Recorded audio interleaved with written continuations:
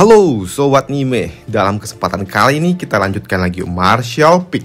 Langsung aja gaskeun. Mereview sedikit dari part sebelumnya. Saat ini Yangkai pun kembali ke ibu kota setelah ia pergi ke kota Wangi-Wangian untuk menyelamatkan si Ratu Pink. Dan setibanya di ibu kota, ia pun langsung disambut oleh seluruh orang yang ada di tempat ini. Dengan tibanya Yangkai di ibu kota, maka posisi patriark keluarga Yang Mu akan diserahkan kembali kepada Yangkai. Tapi di sini Yangkai pun menolaknya karena ia harus pergi ke dunia lain untuk menjemput Suyan dan juga Xia. Sebelum ia pergi ke dunia yang lebih kuat itu, ada sesuatu yang harus ia lakukan terlebih dahulu.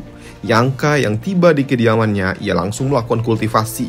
Dan untuk menggerakkan istana surgawi atau barrier yang ditinggalkan oleh bendahara Meng, Yangkai pun harus menyerap roh sejati yang ada di dalam batu giok yang ada di tangannya ini. Dan ketika Yangkai mencoba menyerap batu giok itu, tiba-tiba saja tangan Yangkai pun terbakar dan terjadilah suatu ledakan besar.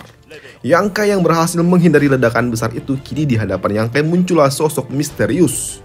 Sosok yang tanpa basa-basi langsung menyerang dirinya dengan teknik api. Tapi di sini Yangkai pun tahu kalau ia tidak memiliki pilihan lain selain harus bertarung dan juga menaklukkan sosok misterius itu untuk dapat menyerapnya ke dalam tubuh miliknya. Sedangkan di luar kediaman Yangkai, para pasukan darah pun tahu kalau Yangkai sedang berusaha keras untuk bertarung melawan roh sejati. Mereka pun juga tahu jika Yangkai menginginkan kekuatan yang lebih kuat lagi, maka Yangkai pun harus bertarung dan juga menyerap roh sejati itu.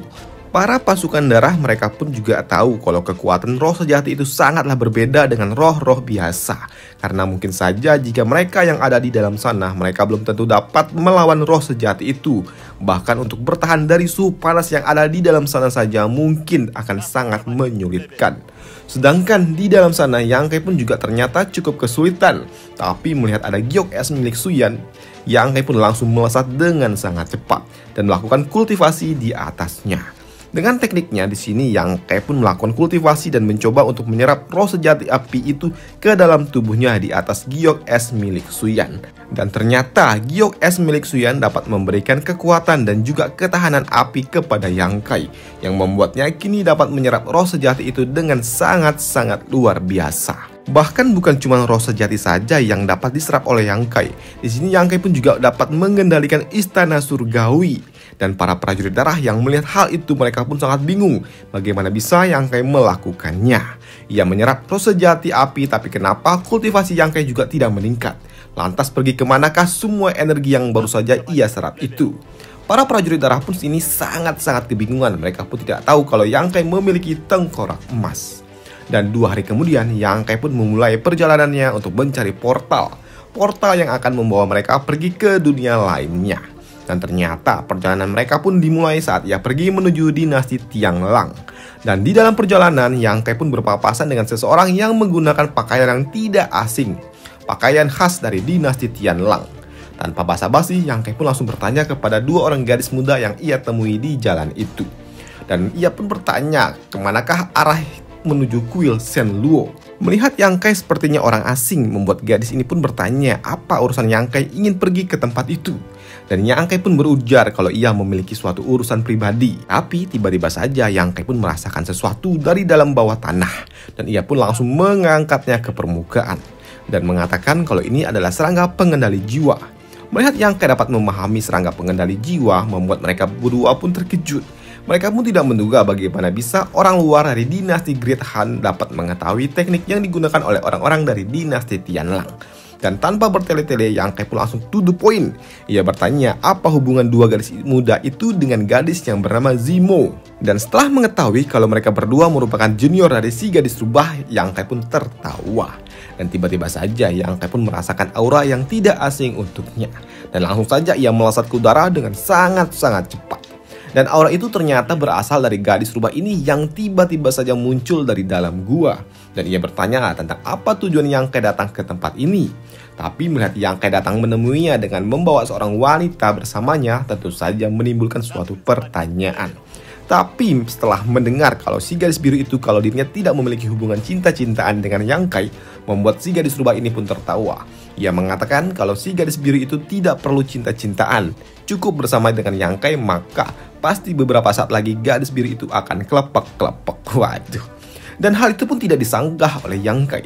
Dan kini mereka mereka semua pun akhirnya masuk ke dalam gua milik kuil Shen Luo. Dan di dalam sana Yang Kai pun ditempatkan di ruang tunggu milik kuil Shen Luo. Sedangkan si gadis rubah akan melaporkan hal ini dulu kepada masternya. Dan tak lama setelahnya, si gadis rubah pun datang kembali. Ia datang membawakan pesan dari masternya, kalau masternya telah mengizinkan Yang Kai untuk tinggal beberapa hari di tempat ini. Tapi sebaiknya Yang Kai pun juga harus pergi dari tempat ini lebih cepat, maka akan lebih semakin baik. Karena memang situasi di kuil Shen Luo saat ini tidak dalam kondisi yang baik-baik saja. Setelahnya, gadis rubah ini pun duduk di hadapan Yang Kai. Dan Yang Kai pun langsung meletakkan tangannya di jidatnya dan langsung melepaskan segel budak yang pernah ia pasang kepada si gadis rubah itu beberapa tahun lalu. Tepatnya ada di part 19 atau part 20 lah. Bisa kalian lihat di playlist, oke? Dan ternyata setelah melepaskan segel budaknya, Yang Kai pun juga meminta agar si gadis rubah itu membawa mereka menuju area terlarang milik kuil Shen Luo. Mendengar itu membuat gadis rubah ini pun cukup terkejut. Bagaimana bisa Yang Kai tahu kalau ada tanah terlarang milik sekte Shen Luo? Terlebih lagi di tempat itu sering terjadi suatu konflik. Jadi dirinya pun juga tidak dapat menjamin Yang Kai mendapatkan izin dari masternya. Jika Yang Kai tidak mendapatkan izin, maka dirinya juga akan memberikan arah kepada Yang Kai untuk dapat menemui tanah terlarang itu. Dan tak lama setelahnya, gadis rubah itu pun datang kembali dan mengatakan kalau ia mengizinkan Yang Kai, atau masternya telah mengizinkan Yang Kai untuk pergi ke tempat tanah terlarang. Karena Yang Kai pernah membantu dirinya dan juga menyelamatkan nyawa si gadis rubah itu beberapa tahun lalu. Ketika Yang Kai, si gadis rubah dan juga si gadis biru memulai perjalanan mereka menuju tanah terlarang, mereka pun langsung dihadang oleh para kroco-kroco yang berasal dari sekte Shen Luo lainnya, yang berasal dari faksi lain. Dan ia datang ke tempat ini untuk memberikan suatu peringatan keras kepada si gadis rubah untuk segera membujuk gurunya untuk segera tunduk kepada bapaknya. Tapi di sini Yang Kai yang tidak tahu menahu tentang konflik ini dan juga tidak ingin terlibat dengan masalah mereka, malah mau ditangkap dan juga dijadikan sandera. Hal itu pun membuat si gadis biru ini kesal. Di sini Yang Kai pun meminta agar si gadis biru saja yang melakukan sesuatu. Kini si gadis biru pun mulai melakukan inisiasi untuk menyerang. Bahkan dengan sangat mudah ia dapat menangkap seluruh kroco-kroco yang ada di tempat ini. Setelah ditangkap di dalam suatu gelembung oleh si gadis biru ini, bukannya takut, tapi mereka semua malah menghinanya dan juga mengancam akan mengeksekusi si gadis biru ini. Dan tentu saja hal itu membuat si gadis biru ini kesal. Karena doi sangat kesal dan juga marah tanpa ampun dengan sekali hempasan, dan ia melutupkan seluruh kroco-kroco yang sudah ia tangkap. Dan tentu saja hal itu akan membuat mereka mendapatkan suatu masalah dan harus terlibat dalam masalah yang cukup serius. Mengingat yang dilutupkan oleh si gadis biru adalah anak dari master sekte kuil Shen Luo. Dan di sini master dari si gadis rubah ia pun muncul dari dalam gua dan ia berujar kalau ia harus menangkap Yang Kai dan juga si gadis biru untuk dapat diserahkan kepada master sekte. Dan mungkin saja hal itu dapat meredakan kemarahan dari master sekte. Tapi sayangnya hal itu pun tidak dapat diterima oleh Yang Kai.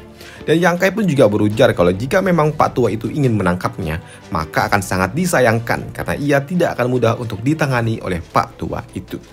Dan di sini untuk menghindari konfrontasi langsung dengan Yang Kai, ia meminta kepada si gadis rubah untuk segera membawa Yang Kai pergi dari tempat ini dan juga pergi menjauh dan segera membawa Yang Kai ke tanah terlarang. Dan hal itu pun memang sangat membingungkan. Tapi ketika Yang Kai melanjutkan perjalanan menuju tanah terlarang dan menemukan ada serangga pelacak di tubuhnya, Yang Kai pun paham kalau sepertinya guru dari si gadis rubah itu memang tidak ingin mengeksekusi Yang Kai dan hanya akan mengarahkan kemarahan itu dan juga masalah internal dari sekte Shen Luo kepada Yang Kai yang telah mengeksekusi anak dari master sekte itu. Dan di sini Yang Kai pun tidak keberatan karena memang ia juga salah telah mengeksekusi anak dari master sekte. Tapi untuk lebih jelas lagi, ia meminta agar si gadis rubah menjelaskan akar permasalahan internal yang telah terjadi di sekte Shen Luo itu sendiri. Dan ternyata permasalahan internal itu telah terjadi akibat master sekte ingin merubah tradisi kuno dari sekte Shen Luo yang sudah ada sejak ribuan tahun. Tapi di sini master sekte dari si gadis rubah tidak ingin melakukannya. Tapi karena master sekte terlalu kuat untuk dapat dihadapinya seorang diri, maka masalah internal ini berlarut-larut. Sedangkan di tempat lain, kini master sekte pun mencari keberadaan dari anaknya yang telah ia kirim ke tempat ini. Dan ia pun sangat marah ketika ia tahu kalau anaknya telah tewas. Lantas di tempat ini juga kakek tua itu pun mengatakan kalau pembunuh itu pun lolos dari cengkeramannya dan ia juga sudah memberikan serangga pelacak kepada pembunuhnya.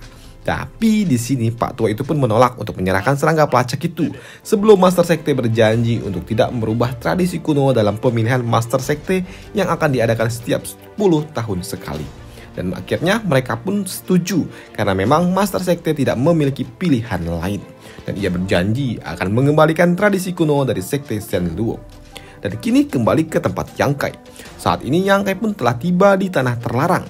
Dan di tempat ini terlihatlah sangat-sangat gersang. Bahkan Yang Kai pun dapat melihat adanya petir-petir dan juga angin puting beliung di sekitaran tempat ini. Yang Kai juga mengatakan kenapa tempat ini menjadi sangat kacau ya. Ya, karena dahulu ternyata ada seorang master yang melepaskan teknik seni bela diri tingkat tinggi di tempat ini, yang membuat energi yang ada di tempat ini menjadi tidak karuan. Dan kenapa Yang Kai tahu tempat ini? Ya, karena ia pernah mendengar hal itu dari Bendahara Meng beberapa tahun lalu. Yang Kai pun yang berjalan lebih dalam, ia menemukan apa yang ia cari. Ya, Yang Kai pun menemukan portal dunia lain. Tapi ketika ia akan menyeberang ke portal itu, tiba-tiba saja duar! Terjadilah suatu ledakan di depan matanya. Dan ternyata ledakan itu dilepaskan oleh sekelompok orang yang ada di belakang Yang Kai. Melihat tanda yang ada di wajah Pak Tua itu, Yang Kai pun tahu kalau mereka adalah orang-orang dari kuil Shen Luo yang akan menuntut balas dendam tentang apa yang telah dilakukan oleh Yang Kai dan juga si gadis biru.